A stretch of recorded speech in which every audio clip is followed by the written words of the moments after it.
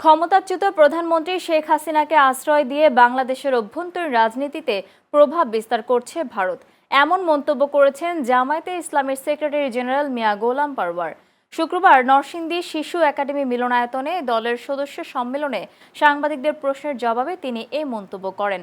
গোলাম পরওয়ার অভিযোগ করেন, আন্তর্জাতিক আইন ও বিধি লঙ্ঘন করে শেখ হাসিনাকে ভারতের অবস্থানের সুযোগ দেওয়া হয়েছে। শেখ হাসিনার দেশে ফেরার বিষয়ে তিনি বলেন, এটি সরকারের সিদ্ধান্তের বিষয়। জুলাই আগস্টের সহিংসতার ঘটনায় দায়ীদের বিচার ও শাস্তি নিশ্চিত করার দাবি জানান তিনি। সংবিধান সংস্কার প্রসঙ্গে তিনি বিএনপিকে গণভোটের রায় মেনে সংসদীয় প্রক্রিয়ায় উদ্যোগ নেওয়ার আহ্বান জানান। একই সঙ্গে দাবি পূরণ না হলে রাজপথে আন্দোলনের হুঁশিয়ারিও দেন জামায়াত সেক্রেটারি।